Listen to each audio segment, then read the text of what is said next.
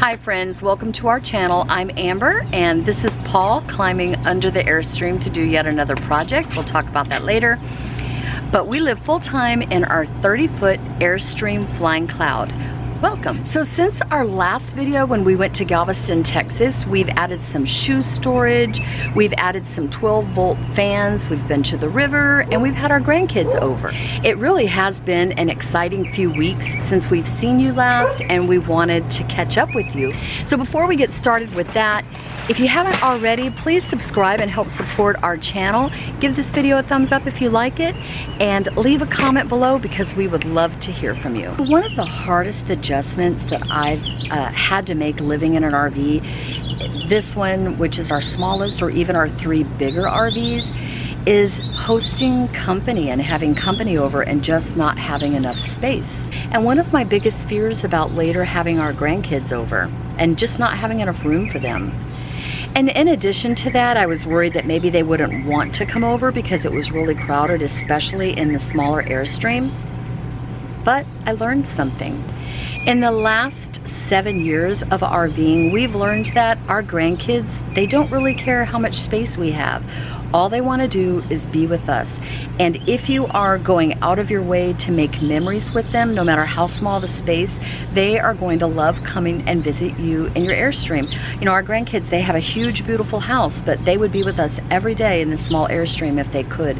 So if that's one of the concerns with you about going full-time RVing, I wouldn't be concerned about it. Now, it may be easier to have 1 grandchild at a time, but you know, we've had 4 at one time, and it is tight, it is a little crazy, but man, they love it. One of the reasons that we love doing YouTube videos is, number 1, about our full-time RVing, so that we can share with you some of the things you may think about or be worried about, and let you know, hey, don't let it stop you, because this is an amazing lifestyle. So our grandkids came to visit with us recently, and here's some shots from that. I hope you enjoy it. We certainly did.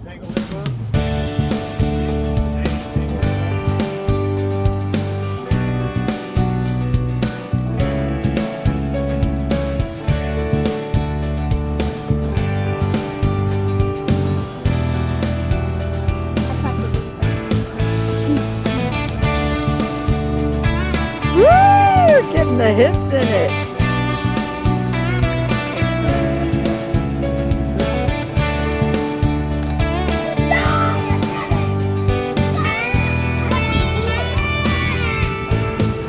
Cool.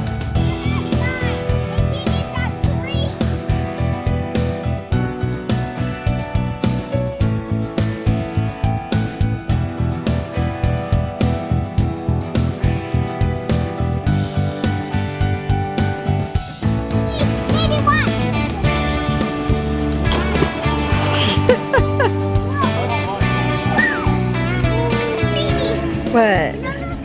People, like they say people. Yeah? What? I'll dive into what they do. Yeah, you're right.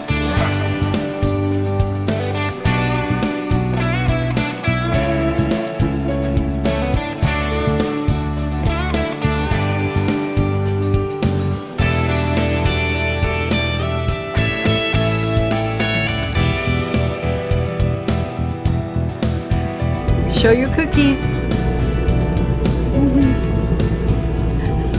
I am a cookie too. We had such a great time, but here is a tip. If you have an Airstream and you're gonna have company and grandkids over, or just anyone, teach them how to use the toilet. Airstream toilets have macerators, and they are very, very different than other RV toilets. And I can't tell you how many times somebody has come over and then have to be embarrassed because we didn't show them prior to them using the bathroom, because they're like, hello, how do you flush? Don't be that host, okay? But if you don't show the grandkids that they have to fill it up with water, they have to run the water while they're flushing, you're gonna be like Paul, having to take the toilet apart to clean out that motor.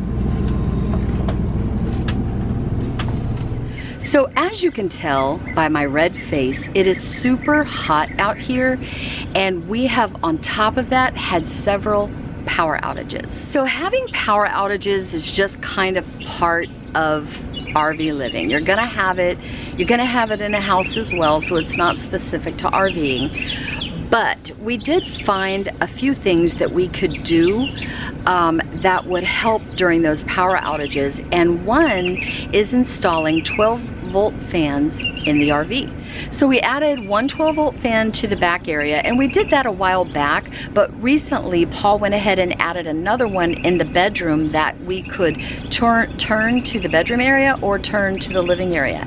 Now these are small, they do not have a lot of air. They're not like large fans that blow a lot, but if the power is out, it will help keep that air circulating in your RV at least a little bit until the power comes back on. I'll leave a description of the fans that we have. We have two different ones. We really liked the first one we got better that we had put in the bunk area, but they don't have those in stock anymore, so we have another little one that our son gave us, but here's Paul doing that. Okay. This is the fan I had in the back, but we moved it in here for a reason, and I'll show you why I did that. It's because this fan, I can use it in the bedroom, and what I like about it is I can turn it and use it in the living room too. I also tied it, it's 12 volt, I ran the wire inside the cabinet, up along the top of the wall in here, inside the cabinet, hooked to 12 volt, and that back there I just hooked back to 12 volt off the light. So the other way it's good for lights out and runs off battery. But this one here is made by the same company, and it works pretty good. I can move it this way. I just can't, got one way, I can't turn it to go the opposite way. That's the reason I'll use the other one in there. But it works real good. There's buttons in the back. Got 3 speeds. High speed's pretty good. So I just took the other one off and hooked the wires back up. I got it hooked to the fan here. I mean the light here for 12 volt light. Just run it down. Use the fish tape through there and get it and hook it up. So I do not consider myself a shoe person, but we did have to address the shoe organization in the Airstream. We had tried putting them under the bed, and it just really wasn't working. I'm getting ready for retirement, so buying some different types of shoes, and so decided that it was time to address that, and we came up with a really awesome solution. So if you don't have space in cabinets or any type of space like that, then go vertical. And that's what we ended up doing. We ended up finding space on a wall that wouldn't be in our way, wasn't creating any more tighter spaces, and did it that way. So check out what Paul did.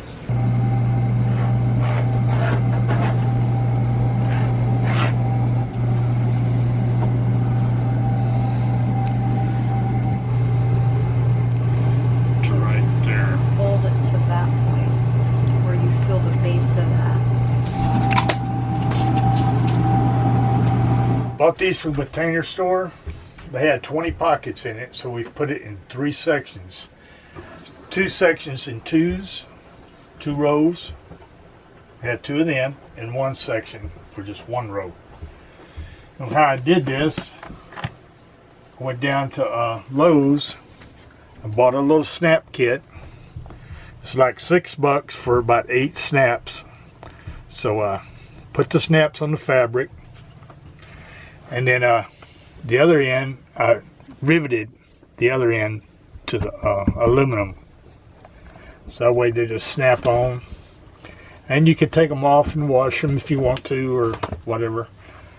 Clean them up. So I got 2 sections here for her. I got 1 section over there for me. You know, women, they got more shoes than men do. And we also have shoes on the bottom. The shoes wrapped around here. I don't have as many shoes, so I use mine for like hats and maybe a flashlight, and maybe a tape measure. Because she's always want me to measure something, so I keep a little tape measure in here. This is a little snap kit that we got from Home Depot. Walmart also has it. They're a little different, but they're actually the same. Little tools in there. These come within the snaps. You don't have to go out and buy big snap pliers for something small that you're doing, because this comes all included. It's got your little snap rings, 3 little buttons you put on there, and you put your other part, which is this one. And you put it. Of course, you put it through your fabric. Jack, see? Don't make me redo this, and you're gonna be in trouble.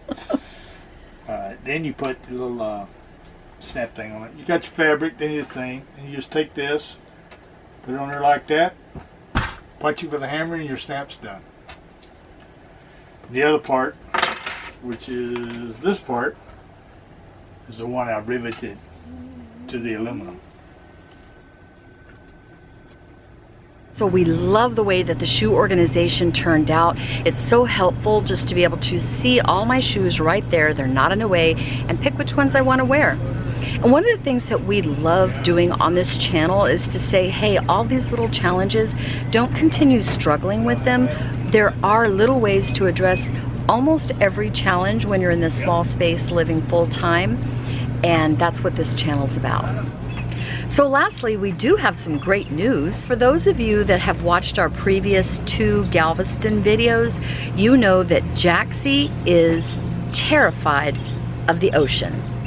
We recently went to Punt Park in Houston, and they have a little beachy area with like a very shallow stream, river, stream, one of those, and Jaxie loved it. We were so excited that he loved playing in the water. So now we know it's just the ocean, probably the noise of the ocean, the waves rolling toward him. But in general, he had so much fun digging holes, running in the water, playing with my son's dogs. We had a blast. So we're gonna leave you with a few clips of this beautiful place and a very happy Jaxie. Thanks for watching, and we'll catch you down the road.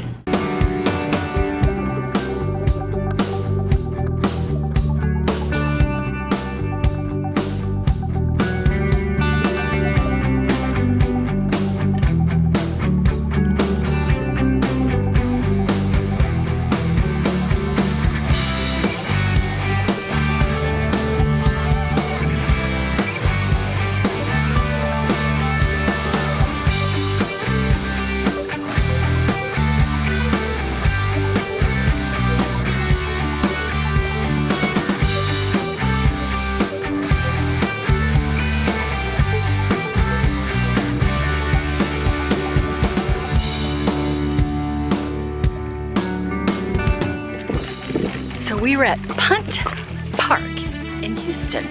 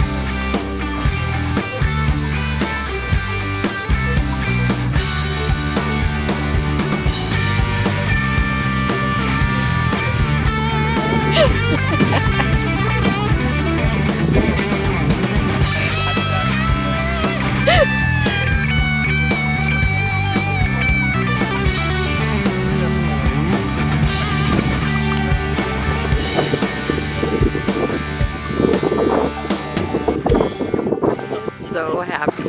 Hi.